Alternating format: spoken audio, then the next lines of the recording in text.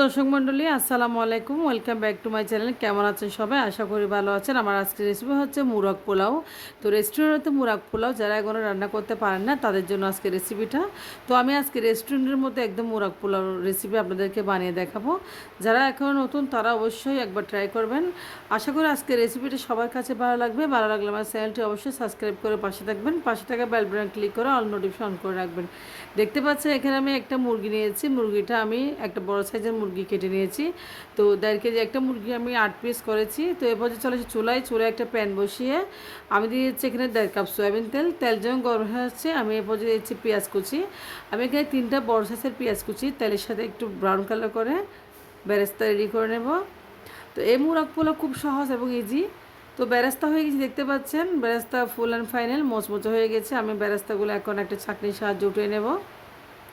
তো বেরেস্তাগুলো আমি উঠাই এক পাশে রেখে দিব। এরপর যে তেল রয়েছে সেই তেল আমি দিয়েছি এলাচ, দারচিনি আর তেজপাতা। আমি একটু গরম মশলা ফোড়ন দিয়েছি এবং ফোড়নগুলো একটু ভেজে নিচ্ছি যাতে একটু গ্রান হয় বিরিয়ানিতে। তো এরপর দিয়েছি আমি এখানে রসুন বাটা। দেখতে পাচ্ছেন আমি 1 টেবিল চামচ রসুন বাটা দিয়ে দিয়েছি এবং সে সাথে দিচ্ছি আমি 1 টেবিল চামচ এখানে আদা বাটা। তো রসুন বাটা আদা বাটা ভালো করে তেলের সাথে ভেজে নেব যাতে একটা ঘ্রাণ থাকে সেটাও চলে যায়। রসুন এবং আদার একটা কাঁচা ঘ্রাণ থাকে সেটা যাতে না থাকে। এরপর যে ভাজা হয়েছে দেখতে পাচ্ছেন আমি ভেজে নিয়েছি ভালোভাবে, একটা ঘ্রাণও আসছে রসুন এবং আদার একসাথে একটা ভালো ঘ্রাণ আসছে যেটা বিরিয়ানিতে খুবই ভালো লাগে। তো এরপর যে আমি দিয়ে দেবো এক এক করে মুরগির মাংসগুলো, আদা বাটা রসুন বাটা মুরগির মাংস দিয়ে দেখতে পাচ্ছেন মুরগির মাংসগুলো আমি একটা একটা পেস্ট করে মশলার উপর দিয়েছি। তো মুরগির মাংসটাকে ভালোভাবে তেলের সাথে একটু কষিয়ে নিব। তো এভাবে মুরগ পোলাও রান্না করলে সবাই পছন্দ করবে আশা করি। তো অবশ্যই একবার ট্রাই করবেন আপনারা, খুব ইজি একদম। তো দিয়েছি আমি বাদাম বাটা, আমি বাদাম বেটে নিয়েছি এখানে, আমি বাদাম বাটা দিয়েছি এখানে দেখতে পাচ্ছেন। তো জয়ফল জয়ত্রীকেও বেটে নিয়েছি আমি আজকে, দেখতে পাচ্ছেন জয়ফল জয়ত্রীকে আমি পাটায় বেটে নিয়েছি। তো আমি এখানে বাদাম বাটা এবং জয়ফল জয়ত্রী বাটা দিয়ে দিয়েছি। এরপর দিয়েছি টক দই 1/2 কাপ পরিমাণ।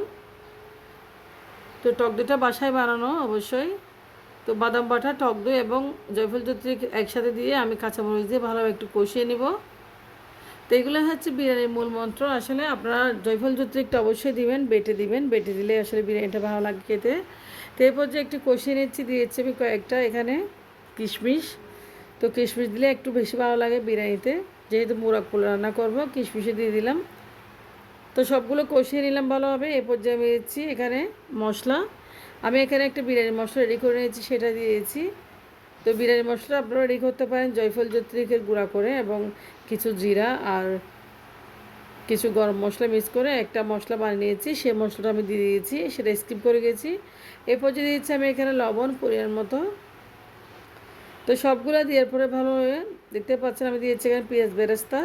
তো উপর থেকে পেঁয়াজ বেরেস্তাগুলো আমি ছড়িয়ে ছিটিয়ে দিয়েছি। তো পেঁয়াজ বেরেস্তা এভাবে দিলে আসলে বিরিয়ানির একটা ভালো গ্রান পাওয়া যায়। এরপর দিচ্ছি আমি পানি। তো বেরেস্তা দেওয়ার পর আমি পানি দিয়ে ভালোভাবে মুরগিটা একটু সিদ্ধ করে নেব। মুরগিটার মাংসটা একটু কষিয়ে ভালোভাবে নিয়েছি আমি, যে সিদ্ধ হয় না মাংসটাকে সিদ্ধ করে নেব। দেখতে পাচ্ছেন মাংসটা আমি সিদ্ধ করে নিয়েছি, একটা ফুটতে শুরু করেছে। এরপর যে ঢাকনা দিয়েছি আমি 5-10 মিনিটের জন্য। তো 10 মিনিট পরে চলে আসলাম মুরগিটার কী অবস্থা, মুরগিটা এখন সিদ্ধ হয়ে গেছে। এরপর যে দিচ্ছি আমি 2 টেবিল চামচ গুঁড়ো দুধ পাউডার, যাতে মাংসের যে একটা গ্রেভিটা যাতে মজা হয়। তো গুঁড়ো দুধ পাউডার দিয়ে ভালোভাবে একটু কষিয়ে নিচ্ছি, দেখতে পাচ্ছেন মাংসের সাথে মিক্স করে নিচ্ছি চারপাশে।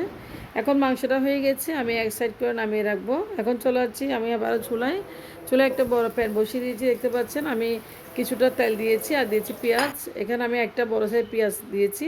তো তেলের সাথে আমি এলাচ, দারচিনি, তেজপাতা, পেঁয়াজ ভালোভাবে একটু দেখতে পাচ্ছেন ফ্রাই করে নিচ্ছি। তো এরপর যে পেঁয়াজটা আমি হালকা একটু ব্রাউন করবো, বেশি ব্রাউন করবো না। আমি এখন ভাতটা রান্না করার জন্য চলে আসি, দেখতে পাচ্ছেন আপনি বুঝতে পারছেন। তো দেখতে পাচ্ছেন পেঁয়াজটা ব্রাউন কালার হয়ে গেছে। এরপর যে খুব ভালো একটা ঘ্রাণও আসছে। তো তেজপাতা এলাচের একটা ঘ্রাণ আসছে। এরপর দিয়েছে বিরিয়ানির চালগুলো, দেখতে পাচ্ছেন আমি এখানে 3 কাপ চাল নিয়েছি বা 3 পট চাল নিয়েছি। তো চিনি গুঁড়া চালটা আমি নিয়েছি, আমি চালটা ধুয়ে ভালো করে পানি জড়িয়ে এক পাশে রেখেছি এবং এখন চালটা আমি ভেজে নেব তেলের সাথে ভালোভাবে। তো এরপর দিয়েছি কিছুটা কিশমিশ, আরও কিছুটা কিশমিশ দিয়েছি। তো কিশমিশ দিলে বেশি বিরিয়ানিতে আসলে খুব ভালো লাগে, মুরগ পোলাও বিশেষ করে মুরগ পোলাওতে দিলে ভালো লাগে। তো চালটা আমি ভালো ভেজে নিচ্ছি, যতক্ষণ পর্যন্ত চালটা ভাজা হয় নাই ততক্ষণ পর্যন্ত চালটা ভেজে নেব। এরপর যে দেখতে হচ্ছে আমি দিয়েছি একটা পোলাও পাতা আর দিয়েছি পানি। তো পরিমাণ মতো পানি দিয়ে আর একটু নেড়ে চেড়ে দিচ্ছি চারপাশে।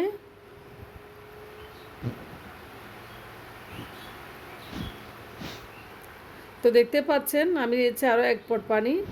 তো চালটা যে পরিমাণ পানি লাগবে সেই পরিমাণ পানি আমি দিয়েছি এখানে আমি 250 গ্রাম মতো গরুর দুধ, মিল্ক দুধ। আমি এখানে গরুর দুধ দিয়েছি লিকুইড 250 গ্রাম। তো দুধগুলো দেওয়ার পরে দেখতে পাচ্ছেন একটা কালার চলে আসছে চালের উপরে, এবং আমি এখন চালটা ভালোভাবে একটা ঢাকনির সাহায্যে ডেকে দেবো যাতে তাড়াতাড়ি ফুটতে শুরু করে। তো আমি ডেকে দিয়েছি, দেখতে পাচ্ছেন চালটা ফুটে গেছে অলরেডি, একদম পানিটা টেনে নিয়ে গেছে, একটুও পানি নেই। এরপর দিয়েছি আমি আলু বুখরা। তো আলু বুখরা দিয়ে ভালো আমি একটু কাঠি দিয়ে নেড়ে দিচ্ছি।